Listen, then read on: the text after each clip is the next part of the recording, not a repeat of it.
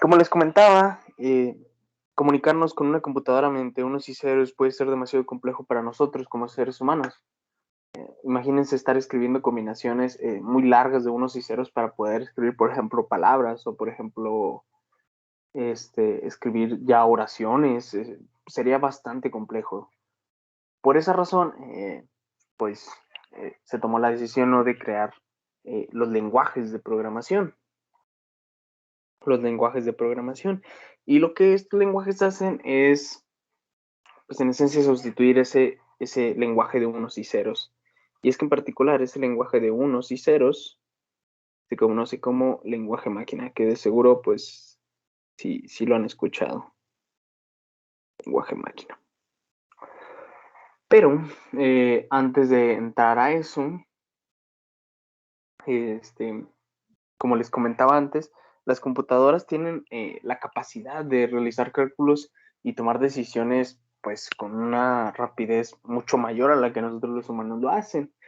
Y pues las computadoras por eso son de gran ayuda. Pero las computadoras en sí manejan o procesan esos datos por medio de lo que conocemos como programas de computadoras.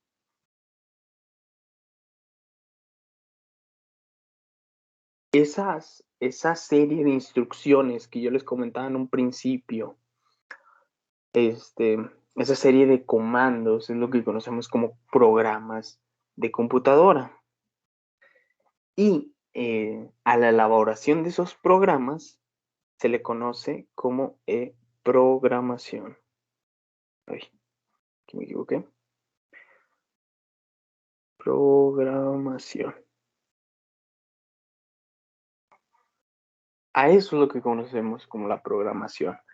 Es la acción o la elaboración de programas de computadora. Y esos programas no son más que la serie de tareas o de comandos que le damos a una computadora que nosotros queremos que haga, al final de cuentas.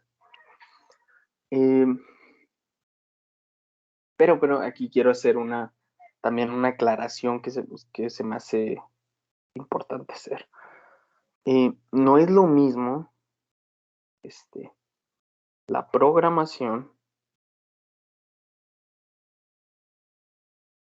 no es lo mismo, y lo voy a utilizar así como matemáticas, no es lo mismo que la computación. Son cosas eh, distintas, bastante distintas. Y la diferencia está en que la programación, voy a hacer una analogía, es como conocer la fórmula general. La fórmula general, o lo que ustedes a veces le dicen la chicharronera, que utilizan para resolver ecuaciones de, de segundo orden, pero la computación va más allá, se podría decir en esta analogía que es la teoría de las ecuaciones, que es mucho más compleja y mucho más amplia, ¿sí? Entonces, esta aclaración la quiero hacer porque muchas veces se confunden estos términos. No es lo mismo programación que computación, ¿ok? Y bueno, ahora que ya sabemos qué es la programación, eh, pues vamos a ver cómo se hace esa programación. Como les decía al principio, lo que utilizamos éramos unos y ceros, pero esos unos y ceros pues son demasiado complejos para nuestro entendimiento, que es lo que conocemos como lenguaje máquina. Por lo tanto, se optó en utilizar otro lenguaje, ¿no? Lo primero que habían creado es lo que se conoce como lenguajes ensambladores. Ensambladores. Ah, estos lenguajes ensambladores también se pueden conocer como traductores, porque en sí lo que hacen es que traducen de ciertos comandos en inglés, los traducen al lenguaje máquina, es decir, a unos y ceros.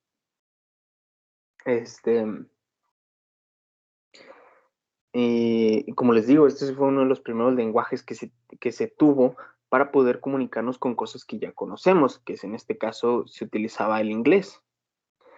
Eh, pero también estos lenguajes eran demasiado, pues sí tenían su complejidad, o sea, sí están difíciles. Entonces, les digo, las personas siempre hemos intentado optimizar las cosas, hacerlas un poco más sencillas.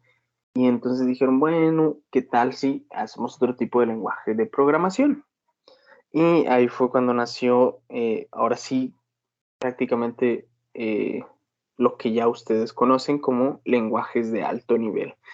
Y estos lenguajes de alto nivel, eh, en esencia, lo que hacen es utilizar un compilador.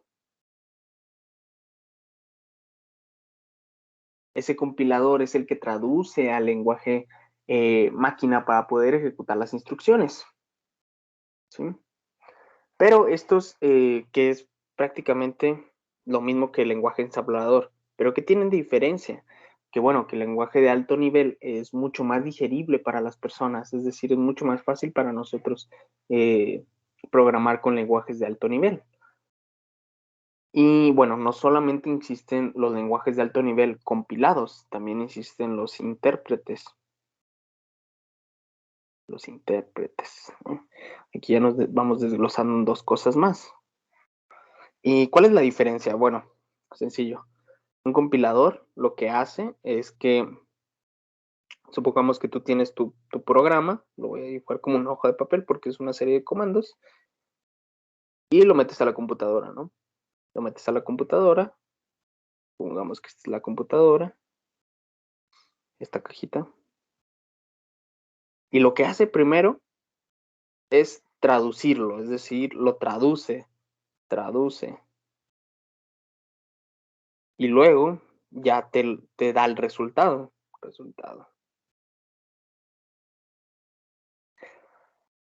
¿sí? Y por eso en esencia los lenguajes de alto nivel que son compilados son un poco más rápidos, porque ya lo tiene todo traducido, ya sabe qué es, entonces ya te puede mandar el resultado rápido.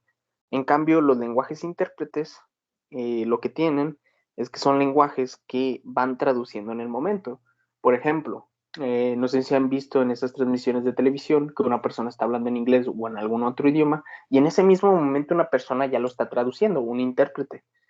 Es decir, la persona principal dice una serie de oraciones y cuando se detiene un poco es cuando el intérprete empieza a traducir. Empieza a traducir todo y lo dice, ¿no? De manera similar es igual en los lenguajes de programación. El intérprete, en el momento que tú le vas diciendo los comandos, te los traduce al lenguaje máquina y te los ejecuta. Claro que esto pues tiene sus desventajas. Es decir, tú le vas dando línea por línea, te lo traduce y lo ejecuta. Y luego resultado. Línea por línea, lo traduce y lo ejecuta. Y esa es la gran diferencia. Y por eso los lenguajes de intérpretes llegan a ser más lentos, porque en el momento que tú le das los comandos, ya lo empieza a decir, ya empieza a decirte, ya le empieza a decir a la computadora qué tiene que hacer. Y bueno, estos lenguajes de alto nivel son lenguajes que ya quizás han escuchado, que son prácticamente los que han programado. Por ejemplo, está C o C++, está Java, está Python,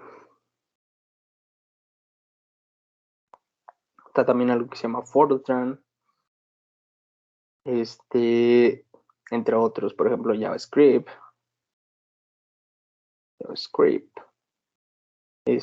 PHP, Julia,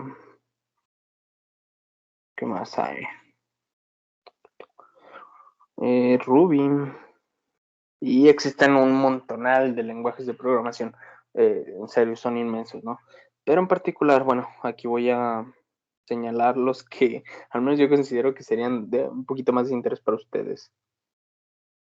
Más, Python, Fortran y Julia. ¿Por qué? Porque estos son más utilizados en ciencia. A lo mejor de Fortran no lo han oído, y es que Fortran es un lenguaje, pues, ya viejito, vamos a decirlo así. Fue uno de los primeros lenguajes por ahí de alrededor de como 1956, si mal no estoy. Sí, fue en el 56 que se inventó este lenguaje de programación. Y es que Fortran se creó con el propósito de que fuera utilizado por matemáticos o por físicos, o sea, está totalmente dedicado para ese ámbito. Y a pesar de que sea viejo, eso no significa que sea obsoleto. Muchas personas siguen utilizando Fortran. ¿Por qué? Porque es rápido y además también tiene ciertas ventajas en otros ámbitos como el cómputo paralelo y así. Bueno, ok. Entonces, pero también estos lenguajes, bueno, ya hemos visto que hay diferencias en los lenguajes de programación. Están el lenguaje máquina, el lenguaje ensamblador, que era mucho más complejo, por eso se optó por los lenguajes de alto nivel, y aparte se dividen en compilados de intérpretes y así. Y algo que también se me está pasando, en esta lista que les estoy dejando, nada más Python y JavaScript son lenguajes intérpretes.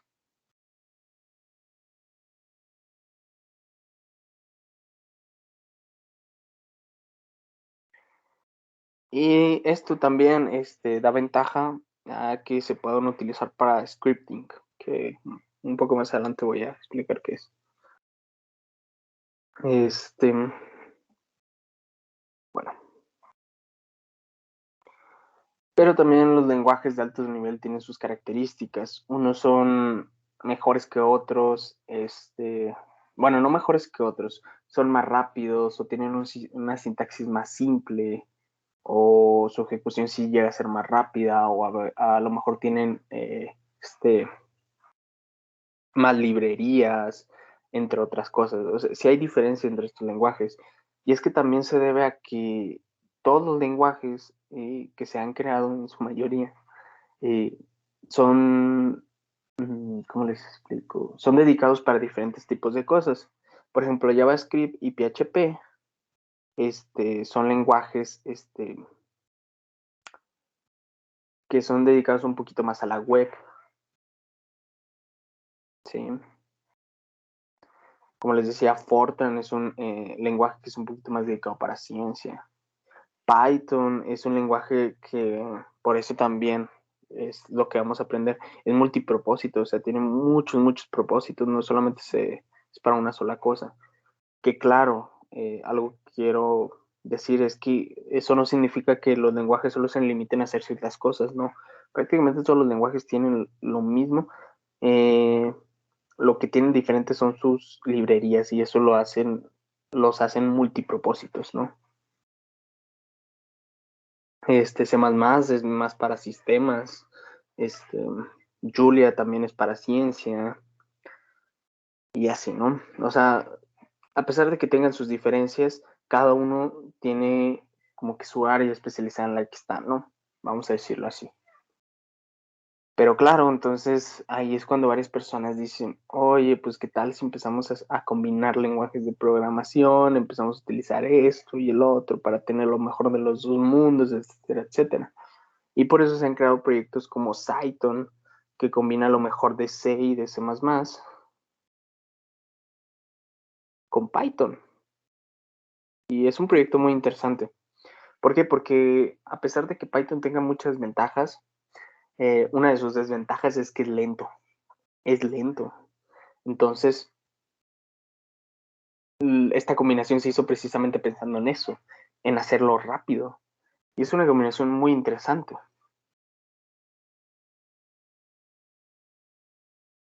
Y bueno, ya viendo más o menos las características de los lenguajes de programación, que no las voy a mencionar, siendo honesto, todas, solamente así, hablado, ¿no? Porque quiero pasar a algo un poquito más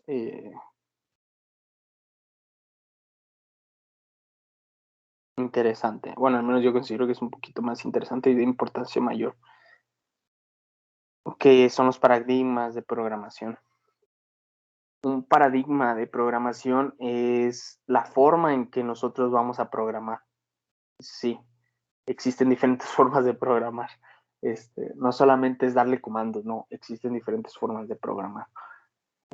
Por ejemplo, y era algo que les di en la presentación, existe el paradigma funcional, que como les mencionaba, es querer como que traer esa parte de las matemáticas a la programación. Pero también está la programación orientada a objetos, que está basado en lo que conocemos como clases. Esto, les digo, al menos para mí este es el como más importante, porque también es el más útil en un aspecto, como les menciono. Bueno, vamos a dejarlo en que es más útil. De hecho, bueno, yo consideraría que es más útil, ¿no?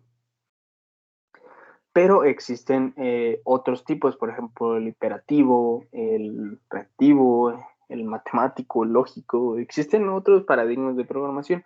Yo menciono estos dos porque van a ser los que vamos a ver, pero yo quiero que se queden con eso. Los paradigmas de programación son formas de programar, porque sí, a mí me gustaría que sí, o sea, tuvieran en mente que la programación no solo es dar comandos, a veces la programación va más allá. Y es que estas formas de programar nos pueden facilitar más la vida, o sea, más la vida en el sentido de que podemos reducir las líneas de código, podemos hacer más rápidos los códigos, etcétera, etcétera. Y eso es lo que intentan los paradigmas de programación. Muy bien.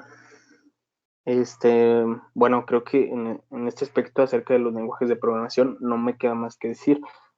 Prácticamente sería todo por esta parte.